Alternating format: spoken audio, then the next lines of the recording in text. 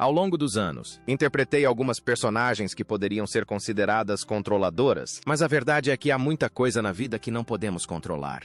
Para o público, Meryl Streep e Dustin Hoffman criaram magia no cinema com Kramer vs. Kramer. Suas atuações foram cruas, emocionantes e premiadas, mas o que o público não viu foi a tensão que se acumulava silenciosamente por trás das câmeras. Com o tempo, Streep insinuou que alguns momentos durante as filmagens ultrapassaram limites e deixaram uma marca profunda nela. A princípio, essas histórias pareciam vagas e fragmentadas. Agora, com o surgimento de mais detalhes, o quadro ficou mais claro e lança nova luz sobre por que a relação de trabalho entre eles era muito mais difícil do que jamais aparentava. A garota que se tornou Meryl. Acredite ou não, o mundo nem sempre a conheceu como Meryl Streep. Ela nasceu Mary Louise Streep e, mesmo naquela época, algo nela já indicava o que estava por vir. Desde o início, ela se sentiu atraída pelos palcos. Anos depois, durante um discurso de formatura no Barnard College, ela compartilhou uma história que ilustra isso perfeitamente. Com apenas 6 anos de idade, ela fez sua primeira apresentação de verdade. Pegou a combinação da mãe, jogou-a sobre a cabeça e se transformou na Virgem Maria ali mesmo, na sala de estar. A plateia era composta apenas por seus pais e irmãos, mas para ela, aquilo pareceu algo muito maior. Ela descreveu o momento como uma sensação de quietude e quase de santidade, e a reação da família deixou isso claro. Não era apenas uma criança brincando de se fantasiar. Havia algo especial ali. Grande parte dessa confiança precoce veio de sua mãe, que nunca a deixou duvidar de si mesma. Ela constantemente a lembrava de que disciplina e crença poderiam levá-la a qualquer lugar. Essa mensagem ficou gravada em sua mente e, silenciosamente, construiu a base para tudo o que veio depois. Conforme crescia, atuar não era sua única forma de expressão. Ela também amava música, especialmente cantar. Mas quando começou a ter aulas de ópera na adolescência, não se adaptou muito bem. Aos 13 anos, seus interesses eram um pouco mais realistas. Torcida organizada, garotos e a música que amava, como Barbra Streisand, os Beatles e Bob Dylan. Ainda assim, ela permaneceu ativa no clube de teatro da escola e até atuou em The Music Man, um espetáculo que ela havia assistido na Broadway. Essa experiência aprofundou seu amor pela atuação, especialmente quando ela combinava interpretação e música. Olhando para trás, ela se lembrava de ter uma voz naturalmente aguda e leve, algo de que se orgulhava na época. Cantar se tornou mais do que apenas um hobby. Era a sua válvula de escape emocional, uma forma de processar todos os sentimentos típicos da adolescência. Mas, como acontece com a maioria das pessoas, seus anos no ensino médio não foram exatamente tranquilos. Havia estranheza, pressão e aquela constante sensação de tentar descobrir onde se encaixava. Então, ela fez o que instintivamente sabia fazer. Ela atuou, não em um palco desta vez, mas na vida real. Ela estudou o tipo de garota que achava que as pessoas gostariam e se transformou nessa personagem. Ela folheava revistas de moda, mudou sua aparência, ajustou o jeito de rir e até aprendeu a conter suas opiniões. Tornou-se agradável, refinada e discreta. Tudo o que ela acreditava ser esperado. Era atuação, só que sem roteiro. Essa fase não durou para sempre. Quando chegou ao Vassar College no início da década de 1970, tudo mudou. Era uma época de transformação cultural, especialmente para as mulheres, e ela se viu cercada por pessoas que faziam perguntas mais profundas sobre identidade e propósito. Pela primeira vez, parou de tentar se encaixar em um papel e começou a descobrir quem realmente era. Mais tarde, descreveu isso como uma emergência. A versão de si mesma que vinha reprimindo finalmente veio à tona. Ela percebeu que era engraçada, expressiva e que não precisava se diminuir para ser aceita. Essa liberdade mudou tudo, e ela a abraçou completamente. Depois de se formar em 1975, levou essa confiança recém-adquirida para a escola de teatro de Yale. O programa era intenso, exigente e predominantemente masculino, mas ela se destacou. Dedicou-se a uma ampla gama de papéis, desde produções experimentais a peças modernas e incisivas, construindo rapidamente uma reputação por sua versatilidade. Mesmo naquela época, os críticos já notavam o que a diferenciava. O jornal The New York Times destacou seu notável domínio sobre sotaques e construção de personagens. Uma de suas performances mais marcantes foi a de uma atriz em cadeira de rodas, vestida com uma fantasia elaborada e quase assombrosa, que permaneceu no palco durante todo o espetáculo. Foi ousada, peculiar e completamente cativante. Exatamente o tipo de risco que mais tarde definiria sua carreira. Quando concluiu seus estudos, os elogios já haviam atingido outro patamar. O crítico de cinema David Edelstein lembrou que um de seus instrutores já a havia chamado de a maior atriz da América. Era uma afirmação ousada, mas que ela faria jus. Ela não perdeu tempo após a formatura. Mergulhou de cabeça no mundo do teatro, conseguindo um papel em Trelawney of the Wells, mesmo antes de se estabelecer definitivamente em Nova York. Logo depois, assumiu o papel em 27 Wagons Full of Cotton, de Tennessee Williams, onde sua dedicação à transformação realmente se destacou. Para interpretar Baby Doll, ela se entregou completamente ao papel, física e emocionalmente, desaparecendo na personagem de uma forma que deixou o público impressionado. Até mesmo o próprio Tennessee Williams ficou impressionado. O sucesso nos palcos abriu rapidamente as portas para o cinema. Ela foi escalada para o filme O Franco Atirador, ao lado de Robert De Niro e Christopher Walken. Seu papel não era o maior, mas não precisava ser. Ela trouxe uma profundidade discreta à sua personagem que se destacou em um filme repleto de atuações intensas. Escritoras como Karina Longworth mais tarde apontaram como ela conseguiu expressar algo poderoso através daquele papel. Um retrato sutil de uma mulher com autonomia limitada, mas que ainda assim carregava um peso emocional. Era o tipo de atuação que não gritava, mas ficava na memória. Esse papel lhe rendeu sua primeira indicação ao Oscar e marcou o início de algo muito maior. A partir daquele momento, Mary Louise Streep deixou de ser apenas uma jovem atriz promissora. Ela estava se tornando Meryl Streep, ou ícone, o estrelato nascido de uma tragédia pessoal. No final da década de 1970, Meryl Streep já havia conquistado um nome de peso nos palcos. O público teatral sabia exatamente do que ela era capaz e a respeitava. Mas, eventualmente, Hollywood bateu à sua porta. E não porque ela estivesse em busca de fama, mas porque seu talento era simplesmente grande demais para ser ignorado. Seu primeiro contato com a indústria cinematográfica, no entanto, esteve longe de ser glamouroso. Quando fez o teste para o remake de King Kong em 1976, o produtor Dino De Laurentiis a dispensou de uma forma que pareceu dura e pessoal, criticando sua aparência e inteligência bem na sua frente. O papel ficou com Jessica Lange, mas, em vez de deixar que aquele momento a definisse, Meryl voltou imediatamente para os palcos, onde sabia que era o seu lugar. Naquele mesmo ano, ela se juntou a uma produção de Medida por Medida, de Shakespeare.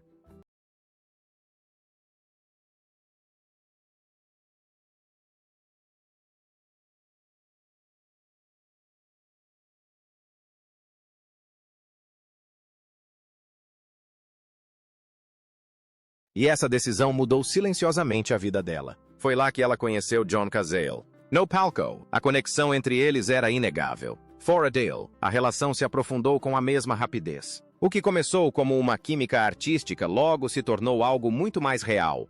Cazale não era um ator qualquer. Ele já era amplamente respeitado, conhecido por seu papel inesquecível como Fredo Corleone em O Poderoso Chefão. Quando ele e Meryl se conheceram, ele já havia construído uma reputação como um dos atores mais cativantes de sua geração. Juntos, eles se tornaram uma presença marcante no mundo do teatro, passando a morar juntos quase imediatamente e construindo uma vida que parecia promissora. Então, em 1977, tudo mudou. Cazale foi diagnosticado com câncer de pulmão. A notícia foi devastadora, mas Meryl não recuou. Ela entrou de cabeça. De acordo com relatos como Her Again Becoming Meryl Streep, ela enfrentou a situação de frente, cuidando dele com uma força e dedicação que a definiram durante aquele período. Mesmo com o agravamento do estado de saúde dele, ela continuou trabalhando, aceitando um papel na minissérie Holocausto de 1978 para ajudar a cobrir as despesas médicas. O que torna esse momento tão marcante é que, apesar de tudo o que estava acontecendo em sua vida pessoal, ela entregou uma atuação que lhe rendeu um Emmy e lhe trouxe amplo reconhecimento. Nessa mesma época, os dois apareceram juntos em O Franco Atirador, ao lado de Robert De Niro e Christopher Walken. O filme foi um grande sucesso, ganhando o prêmio de melhor filme e rendendo a Meryl sua primeira indicação ao Oscar. Foi um momento decisivo em sua carreira, mas aconteceu durante um dos capítulos mais dolorosos de sua vida. Nos últimos meses de vida dele, ela raramente se afastou. O escritor Michael Schumann descreveu como ela se dedicou inteiramente a cuidar dele. Quando ele faleceu em 1978, ela estava lá, e a perda a atingiu com uma força avassaladora. Foi o tipo de momento que transforma uma pessoa. Posteriormente, ela admitiu à revista Time que se sentiu emocionalmente devastada. quase anestesiada. Atuar tornou-se uma forma de lidar com essa dor, mesmo que isso significasse se jogar de cabeça no trabalho apenas para seguir em frente.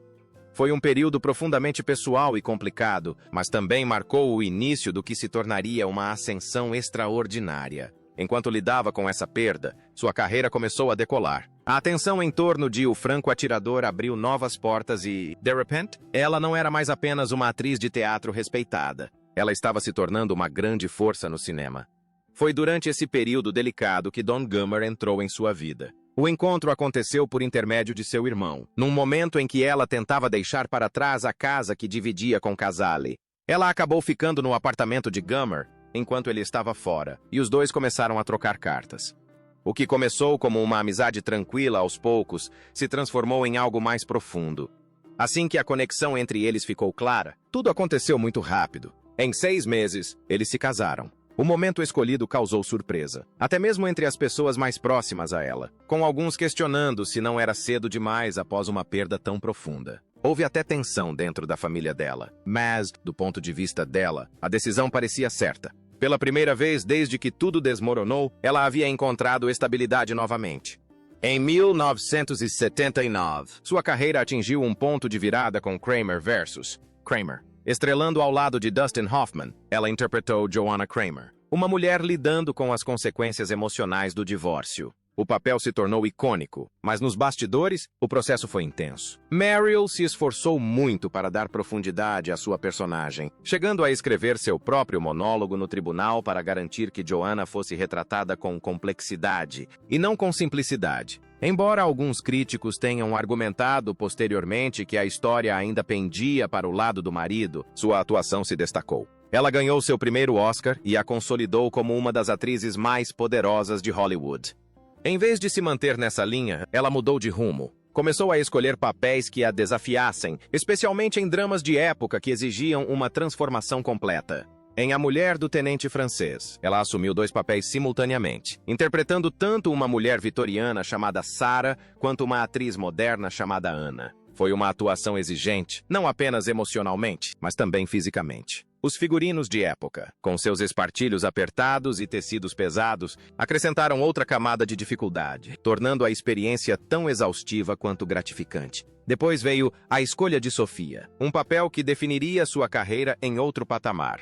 Interpretando uma imigrante polonesa assombrada pelo seu passado durante o Holocausto, ela entregou uma atuação que equilibrou vulnerabilidade e força de uma forma que poucos atores conseguiriam. A aparência externa da personagem, elegante, serena e até glamourosa, contrastava fortemente com o trauma que carregava, tornando a atuação ainda mais poderosa. Esse papel lhe rendeu seu segundo Oscar e confirmou o que muitos já acreditavam. Mesmo quando lendas como Katharine Hepburn questionaram sua abordagem mais técnica e intelectual da atuação, isso não a desanimou.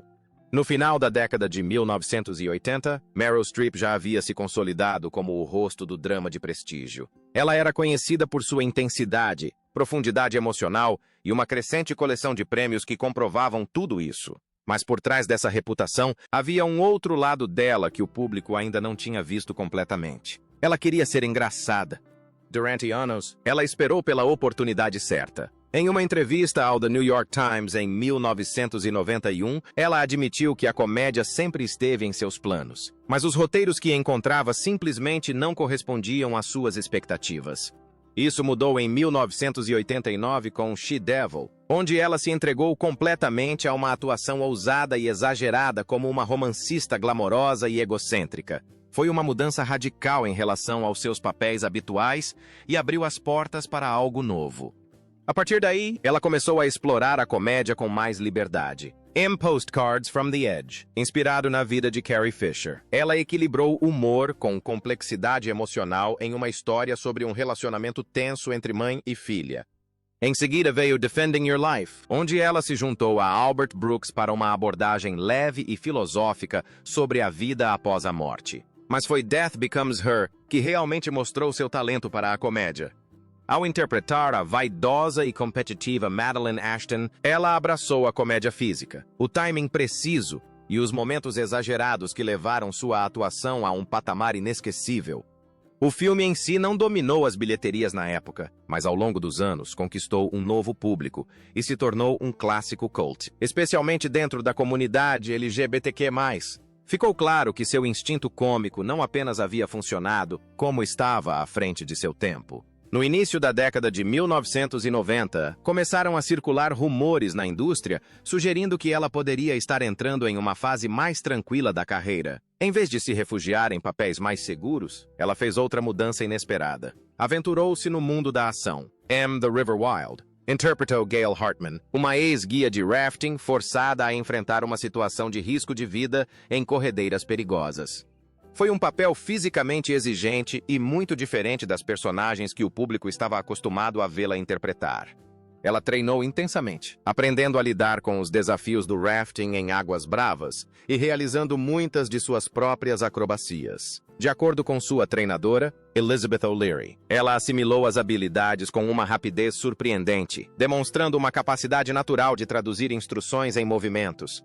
Ainda assim, a experiência a levou ao limite. O processo de filmagem foi intenso, impulsionado tanto pela adrenalina quanto pelo medo real, enquanto ela enfrentava condições fisicamente exigentes. O risco valeu a pena. O filme foi um sucesso comercial e mudou a narrativa em torno de sua carreira. Isso reforçou sua versatilidade e provou que ela podia conduzir uma grande história de ação com a mesma eficácia que uma dramática. Qualquer conversa sobre um declínio logo se dissipou.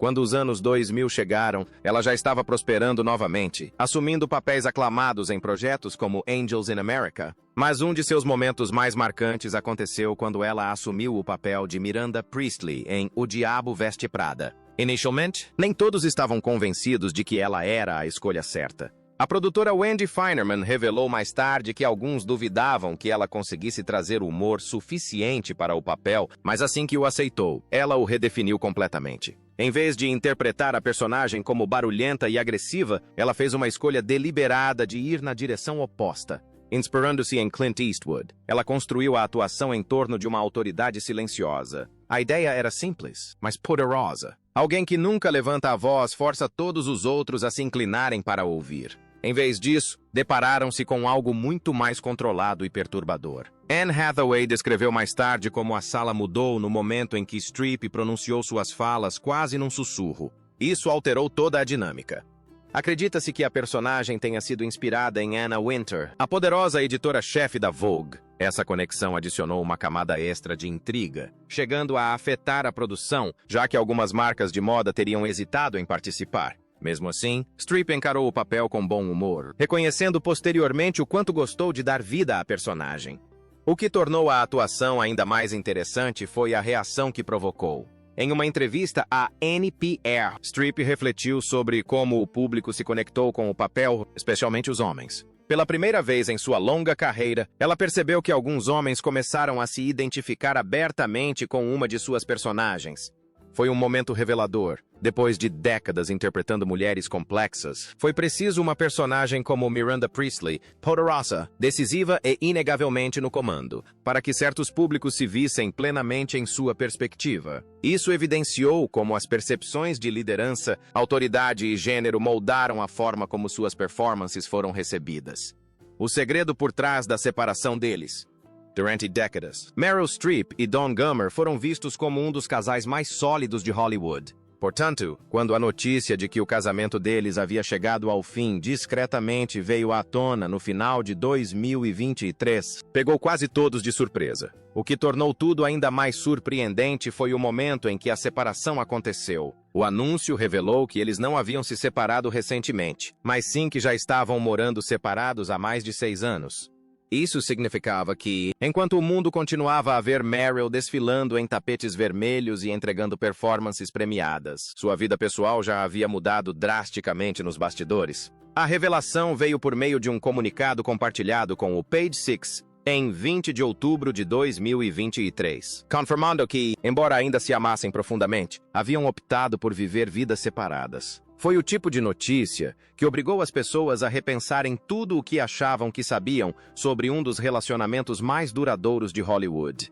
Durante anos, eles foram vistos da mesma forma que outros casais famosos de longa duração, como Hugh Jackman e Deborah Lee Furness, um raro exemplo de casamento que resistiu às pressões da fama. Meryl, em particular, frequentemente falava com carinho do marido, chegando a mencioná-lo em momentos importantes, como seu discurso na 84ª edição do Oscar. O que aumentou o choque foi a aparente normalidade de tudo. Apenas alguns dias antes da notícia se tornar pública, ela compareceu à cerimônia de entrega dos prêmios Princesa das Astúrias, ainda usando sua aliança de casamento. Para a maioria dos observadores, nada parecia fora do comum, mas, em retrospectiva, havia pequenos sinais. Ao longo dos anos, as pessoas haviam notado o contraste entre eles em aparições públicas. Streep demonstrava desenvoltura e confiança, enquanto Gummer frequentemente parecia mais reservado, às vezes até desconfortável sob os holofotes.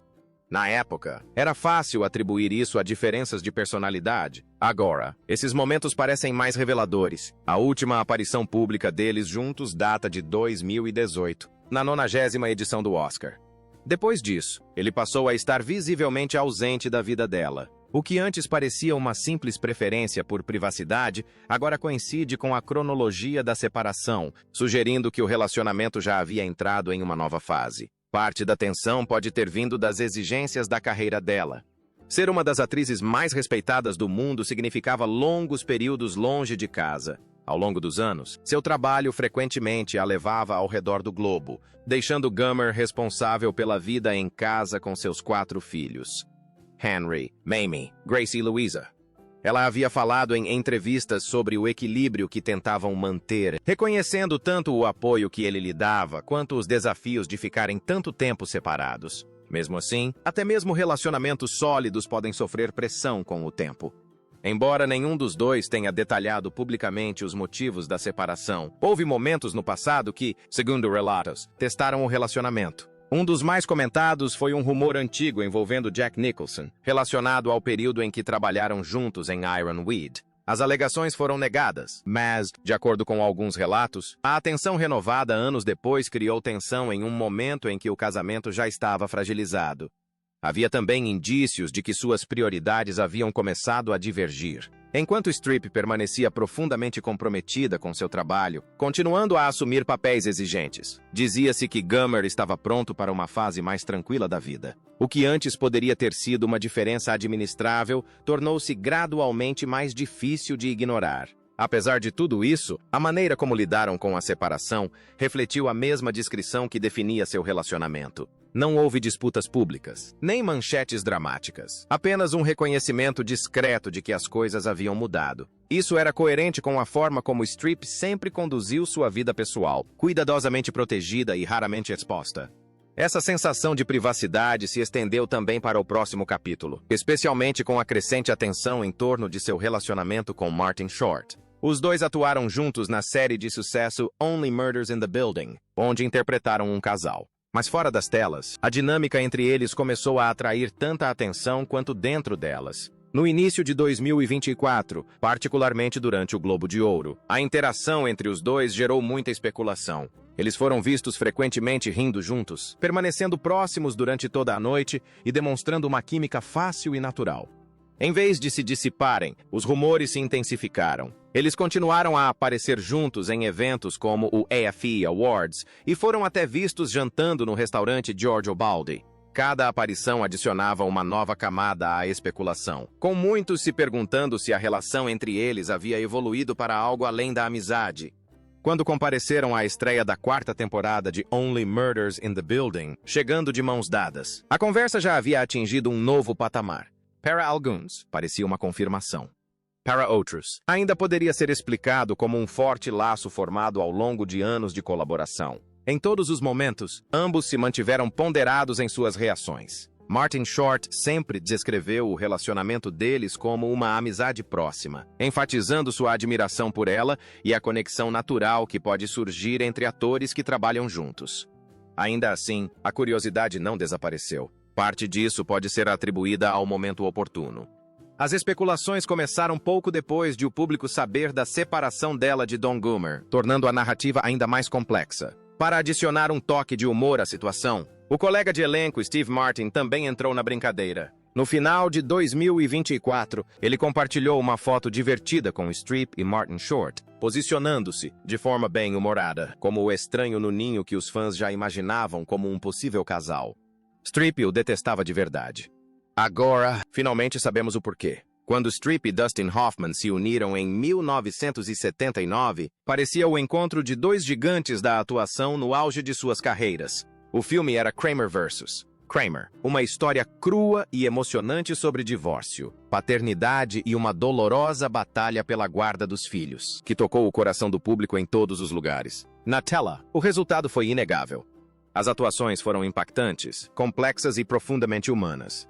O filme dominou a temporada de premiações, com ambos os atores levando para casa o Oscar por suas atuações. Os críticos também ficaram impressionados. O The New York Times elogiou a performance de Hoffman como uma das melhores de sua carreira, enquanto destacou o trabalho de Streep como emocionalmente complexo e inesquecível.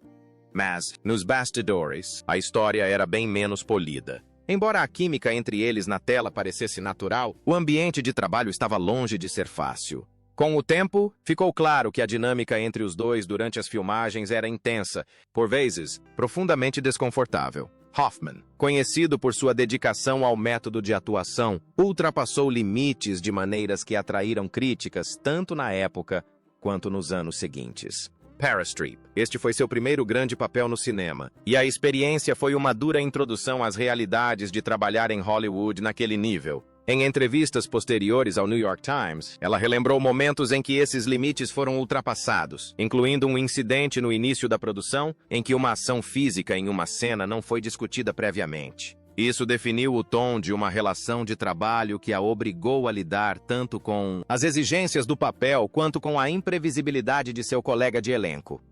Hoffman, por sua vez, reconheceu posteriormente que grande parte de sua atuação foi influenciada por sua própria vida pessoal. Na época, ele estava se divorciando de Ann Byrne e admitiu em entrevistas para veículos como o HuffPost que canalizou essas emoções diretamente para seu trabalho.